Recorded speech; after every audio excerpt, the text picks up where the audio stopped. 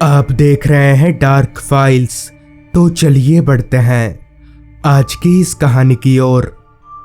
उस भरी दोपहर जब अनिमेश अपने घर पर सोया हुआ था, तभी अचानक ही उसका फोन बजने लगा। अनिमेश ने मोबाइल देखा तो गांव से उसके चाचा जी का फोन था। इतने दिनों के बाद अपने चाचा जी का फोन देखकर अनिमेश काफी खुश हुआ। उसके फोन उठाते ही चाचा जी ने कहा, अनिमेश, कितने दिन हो गए रे, तुझे देखा नहीं। मेरी तबीयत बहुत खराब है, मरते मरते एक बार तुझे देखना चाहता हूँ। इससे पहले कि अनिमेश कुछ बोल पाता, फोन अपने आप ही कट हो गया। अनिमेश ने दोबारा फोन मिलाने की कोशिश भी की, मगर दोबारा फोन लगा नहीं। अनिमेश ने सोचा एक बार गांव होकर आएगा तो अच्छा रहेगा। वैसे भी ऑफिस में अभी 5 दिनों की छुट्टी थी, लिहाजा अनिमेश ने फटाफट अपना सामान बांधा और निकल पड़ा बस स्टैंड की तरफ।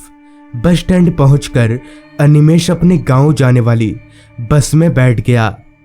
थोड़ी देर पहले तक जिस आसमान में सूरज का प्रकोप था, वहीं अब काले काले बादल छाने लगे थे। दिन के वक्त ही रात जैसा लगने लगा था। कुछ ही देर में बस खुली।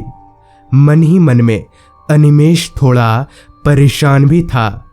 खैर कुछ ही देर में शाम हो गई। अनिमेश का गांव अभी भी बहुत दूर था।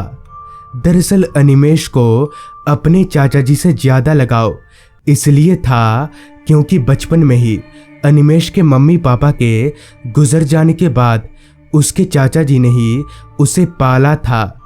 अनिमेश के प्यार में कोई कमी ना रहे, इसलिए उन्होंने शादी भी नहीं की। मतलब कुल मिलाकर अनिमेश के चाचा ही उसके मम्मी पापा हैं।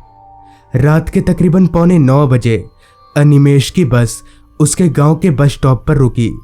जब अनिमेश बस से उतरा तब एक बार को तो उसे ऐसा लगा जैसे वो किसी और ही जगह पर उतर गया हो। खैर उसने सोचा कि वो 6 सालों के बाद अपने गांव आ रहा है, तो शायद इसलिए ऐसा लग रहा होगा। अनिमेश ज्यादा कुछ ना सोचते हुए अपने गांव की ओर बढ़ने लगा। अनिमेश का गांव 6 सालों में जरा भी नहीं बदला था। ना तो पक्की सड़कें बनी थीं और ना ही लाइट की कोई व्यवस्था थी। कच्ची सड़क पर फैले उस कीचड़ से ये साफ था कि यहाँ थोड़ी देर पहले ही बारिश हुई है। रास्ते पर दूर दूर तक कोई इंसान तो क्या, एक कुत्ता तलक भी दिख नहीं रहा था। रास्ते पर फैले कीचड़ में जब अनिमेश का पैर पड़ता तो एक आवाज पैदा होती। वही आवाज उस माहौल की खामोशी को तोड़े जा रही थी। आसमान में अभी भी काले बादलों का जमावड़ा था। किसी भी पल बारिश शुरू हो सकती थी। उस मैदानी रास्ते पर अनिमेश अभी आगे बढ़ ही रहा था कि तभी उसके कानों में एक आवाज आई। अनिमेश। ये आवाज उसके चाचा की थी। अनिमेश ने अपने चारों तरफ देखा, लेकिन उसके चाचा उसे कहीं पर भी नहीं दिखे। अनिमेश ने सोचा शायद खुशी के मारे उसके कान बजे होंगे। यही सोचकर अनिमेश आगे बढ़ने लगा। अनिमेश अभी आगे बढ़ ही रहा था कि तभी अचानक ही बहुत तेज बारिश शुरू हो गई। अनिमेश ने आसपास देखा, मगर वहां ऐसी कोई चीज नहीं थी जिसके नीचे अनिमेश अपना सिर छिपा सके, सिवाय एक नीम के पेड़ के, जो कि उससे कुछ ही दूरी पर खड़ा था। अनिमेश भागकर उस पेड़ की ओर जाने लगा। बारिश में आधा भीग चुका अनिमेश जब उस पेड़ के पास पहुंचा, तब बारिश और भी ज्यादा तेज हो गई। खैर अनिमेश ने राहत की सांस ली। अनिमेश वहां खड़े खड़े इधर उधर देख ही रहा था कि तभी उसकी नजर उससे कुछ ही दूरी पर खड़े एक आदमी पर गई। हालांकि वहां अंधेरा काफी ज्यादा था, मगर फिर भी धुंधली सी रोशनी में इतना दिख रहा था कि वो आदमी अनिमेष को हाथ का इशारा करके अपनी ओर बुला रहा था। अनिमेष को समझ नहीं आ रहा था कि आखिर ये आदमी है कौन, और बारिश में भीगकर अनिमेष को बुलाने के बजाय खुद उसके पास क्यों नहीं आ रहा। इसी ख्याल में खोया अनिमेष अभी उस आदमी को देख ही रहा था कि तभी जोर से बिजली कड़की, जिसकी तेज रोशनी में अनिमेष ने देखा कि वो आदमी और कोई नहीं बल्कि उसके चाचा जी हैं। अनिमेष भागकर बारिश की परवाह किए बगैर अपने चाचा जी के पास जाने लगा, मगर जैसे ही अनिमेष अपने चाचा जी के पास पहुंचा तभी एकदम से उसके चाचा जी कहीं गायब हो गए। ये देखकर अनिमेष पहले तो बहुत डर गया, मगर फिर उसने सोचा शायद चाचा जी से मिलने की खुशी में उसे बार बार वहम हो रहा है। अब अनिमेष पूरी तरह से भीग चुका था, इसलिए उसने इसी बारिश में चलने का फैसला किया। बारिश बहुत तेज थी, जिस वजह से सामने का कुछ भी साफ साफ दिख नहीं रहा था। चलते चलते अभी अनिमेष आगे बढ़ ही रहा था कि तभी किसी चीज से अनिमेष का पैर टकराया और वो धड़ाम से जमीन पर जा गिरा। उसने उठकर पीछे देखा, लेकिन वहां ऐसा कुछ भी नहीं था जिससे अनिमेष का पैर टकराए। अनिमेष को समझ नहीं आ रहा था कि आखिर उसके साथ आज हो क्या रहा है। परेशान होकर अनिमेष वापस से आगे बढ़ने लगा। जैसे तैसे अनिमेष अपने गांव पहुंचा। काफी रात हो जाने की वजह से पूरा गांव सो चुका था। ऊपर से इतनी तेज बारिश में कौन बाहर घूमेगा। खैर अनिमेष अपने घर के पास गया और दरवाज़ा खटखटाने लगा। थोड़ी देर तक दरवाज़ा पीटने पर दरवाज़ा खुला तो सामने अनिमेष के चाचा खड़े थे। इतने सालों के बाद अनिमेष को देखकर उसके चाचा की आंखें भर आईं। उन्होंने अनिमेष को अपने गले से लगा लिया, मगर जैसे ही अनिमेष अपने चाचा के गले लगा तब उसे एहसास हुआ कि उसके चाचा का बदन बर्फ की तरह ठंडा है। अनिमेष को थोड़ा अजीब तो लगा, मगर फिर उसने सोचा कि शायद उसका शरीर भींगा हुआ है, इसलिए उसे ऐसा लग रहा होगा। खैर अनिमेष के चाचा उसे अंदर ले गए और अनिमेष को बोले, तू कपड़े बदल ले, मैं खाना लगाता हूँ। और हाँ, बालों को अच्छे से पोंछना वरना सर्दी लग जाएगी। इस पर अनिमेष बोला, क्या चाचा, अब मैं बच्चा नहीं रहा। तो चाचा ने कहा, मेरे लिए तू अभी भी बच्चा ही है, जा जल्दी कपड़े बदल। फिर अनिमेष अपने कमरे में जाकर कपड़े बदलने लगा। कपड़े बदलकर जब अनिमेष कमरे से बाहर निकला तब उसके चाचा हॉल में खाने की तैयारी कर रहे थे।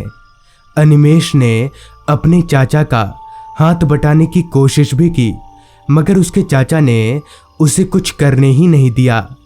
फिर खाना लगाकर दोनों चाचा भतीजा खाने बैठ गए। तभी अनिमेष ने पूछा, पर चाचा, आपकी तबीयत खराब थी ना? तो अनिमेष के चाचा ने कहा, खराब थी, पर तुझे देख लिया ना, अब बिल्कुल ठीक हो गया हूँ। अनिमेष, एक काम करेगा, खाना खा के आज तू मेरे साथ मेरे कमरे में ही सो जाना, बस आज भर के लिए। इस पर अनिमेष बोला, हाँ क्यों नहीं।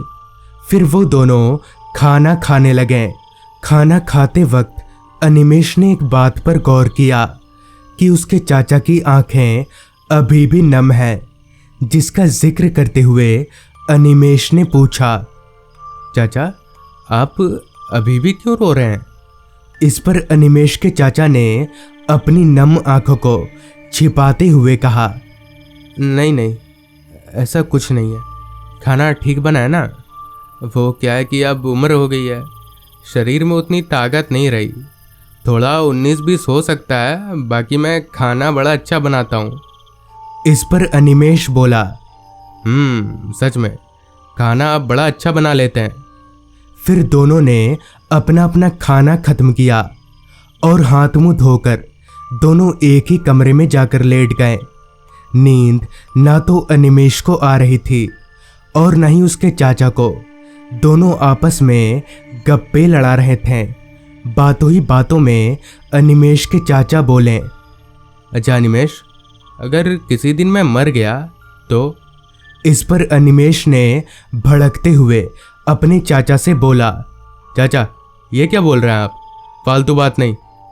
बात करते करते कब अनिमेष की आंख लग गई उसे पता भी नहीं चला। अगली सुबह जब उसकी आंख खुली तब उसके चाचा बगल में नहीं थे। अनिमेष ने उठकर अपने चाचा को आवाज लगाया मगर बदले में उसे कोई जवाब नहीं मिला।